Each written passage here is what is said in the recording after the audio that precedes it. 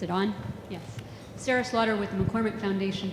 Secretary Duncan, there are a lot of us in Chicago and elsewhere who have been thinking a lot about the connections between early education and K-12, and particularly around the area of birth through third grade or age 8. And I was wondering if you could talk a little bit more about what you and your staff at the Department of Education are doing to support that area. Yeah, so I mean, we're basically just trying to change the construct and stop talking about K-12 and start talking about P-12. And you go birth to 12. And I think as we go forward this year, which I didn't talk about with reauthorizing the Elementary and Secondary Act and No Child Left Behind law and fixing so much of what's broken, looking at this continuity is one that we think is hugely important. So I think there's been all these debates, 0 to 5, 5 to 8, whatever. We have to get past sort of those tired lines in the sand. All of us work together, figure out what we do from prenatal all the way through, age 8, third grade, whatever it might be, and give those children a chance to be successful. And so we're actually going to find ways as best we can to incorporate this in the Elementary and Secondary Education Act as we reauthorize. I think there's a chance to change the conversation, change the dialogue. Tom Harkin is a great advocate for this and a great partner, who's actually one of the leaders in the Senate who's helping us work through reauthorization. And so I think we have a chance to change the fundamental conversation there.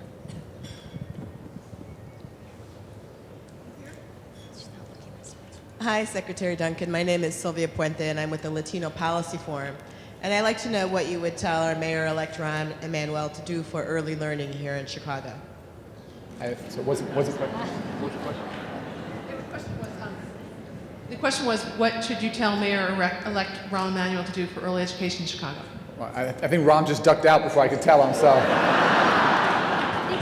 I think it's invest early, invest often, stay with it for the long haul, and again, we have to be willing to challenge the status quo. The other thing I'll say is that I've been very public. Unfortunately, you guys know this better than I, in very tough budget times, you see governors around the country cutting back in early childhood education.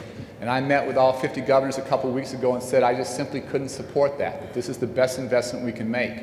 And as you guys know, when we set budgets,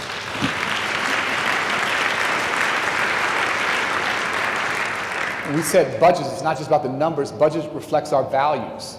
And where folks are deciding that they don't value early childhood education, they can cut back on those programs or take away full-day pre-K or eliminate full-day kindergarten. That is penny wise and pound foolish. And so I'm going to continue to challenge the status quo nationally, and I think Ron knows exactly how I feel about this. Hello, Secretary. My name is Andrea Kaufman. I'm a professor at DePaul School of Education.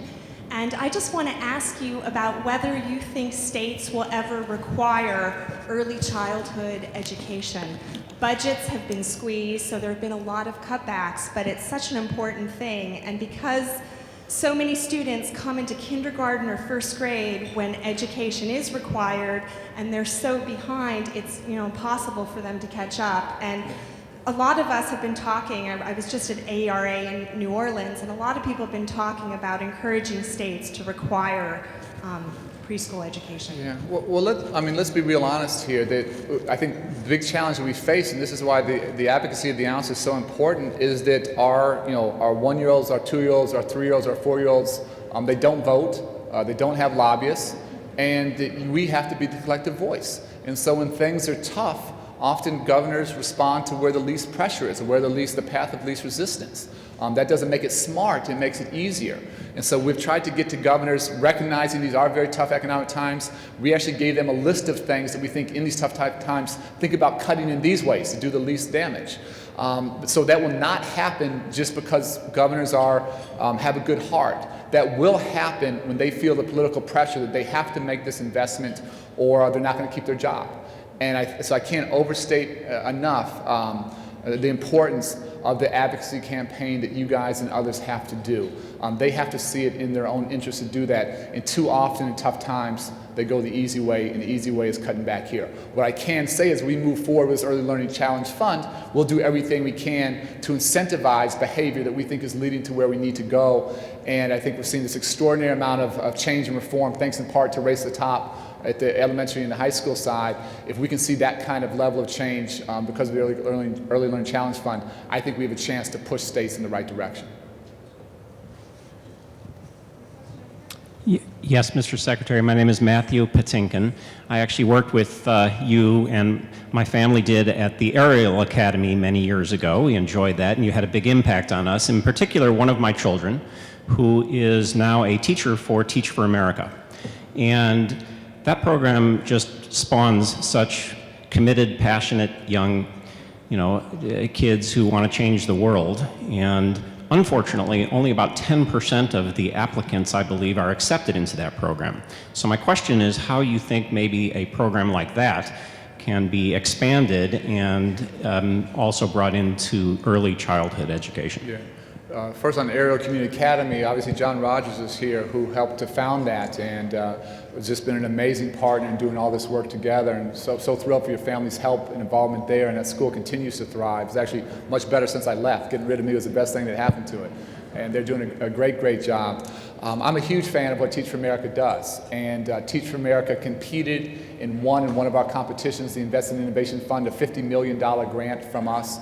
It is an amazing pool of talent coming into education, and as we see a baby boomer generation retiring, we're going to need about 1 million new teachers. And our ability to attract and retain that great talent over the next 4, 5, 6 years is going to shape public education for the next 30. It's an absolute generational shift.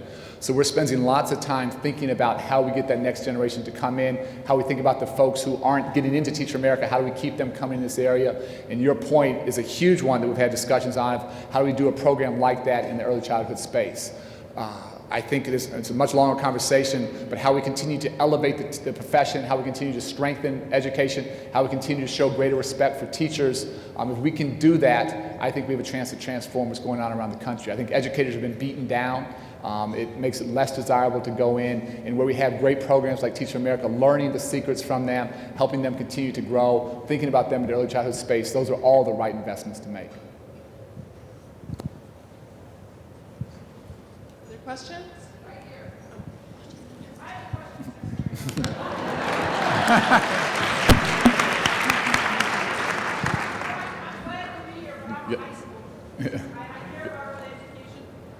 I'm a high school teacher by profession, and unfortunately, Mayor-elect Emanuel has left because this relates to the terrible place we are in Chicago.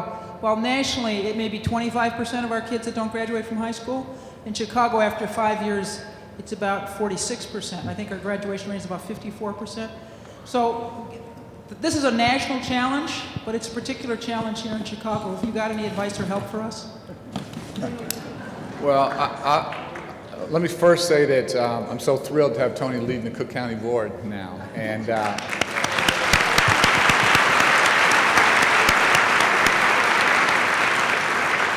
this is like coming home week, but I'll say Aerial Community Academy and all the work that we did in the North Carolina Oakland neighborhood, none of that would have been possible without your support and leadership. And so personally, I can't tell you how much that means to me. And you couldn't have a more dedicated public servant on education who's lived this, her husband has lived this, and Cook County needs her skills and needs her integrity, needs that expertise, and look forward to you doing great work there. As you well know, there are no easy answers on this. I live this every single day here in Chicago. I was very proud that each year graduation rates went up, dropout rates went down, but Chicago, like New York, like LA, like every big city, has a long way to go.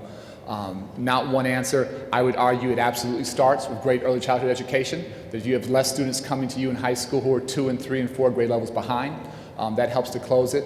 I would argue we need to continue to raise expectations at the high school level, where we have more students taking AP classes, where we have more students taking college level classes as a sophomore and a junior and senior.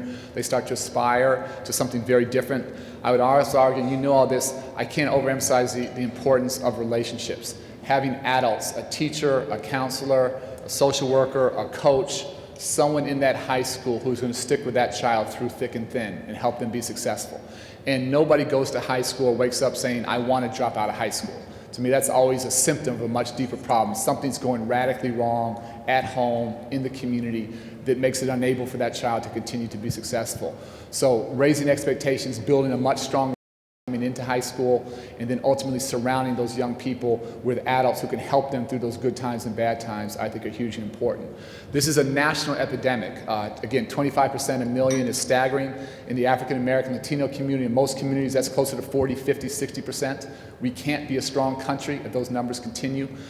We need more teachers of color and more men of color coming into the profession.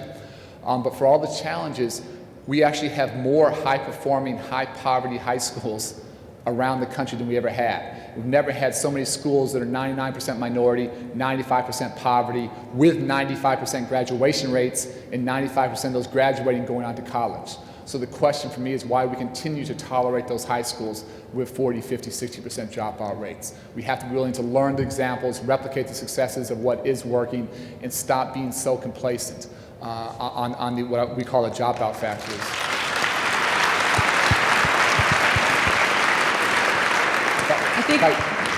Sorry, if I could add one more quick thing. You got me started. Race to the Top has gotten all the press nationally. That's fine.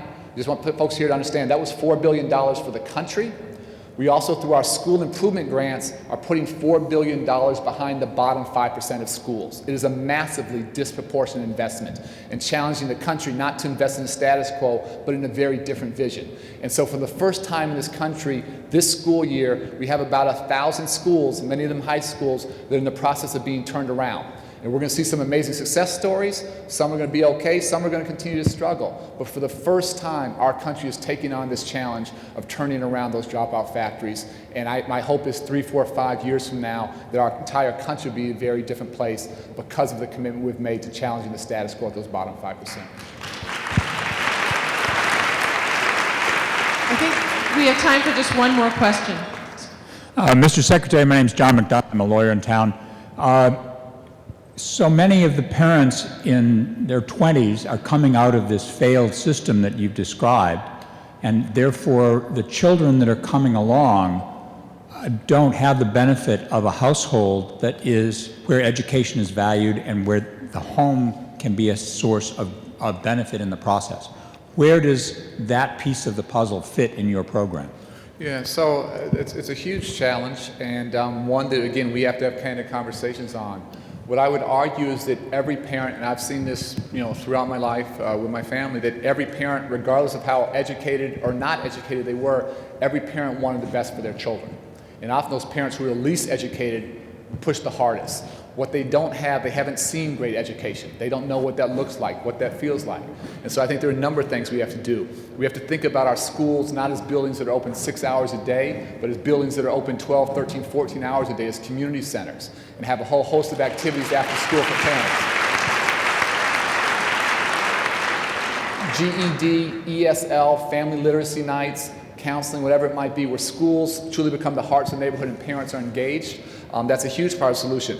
I would argue that great early childhood education programs don't just help children, they help teach parents how to be better parents. And when we're getting to those young parents and having them understand what quality looks like and feels like, that's hugely important as well. Finally, letting parents see and visit highly successful schools is absolutely transformative.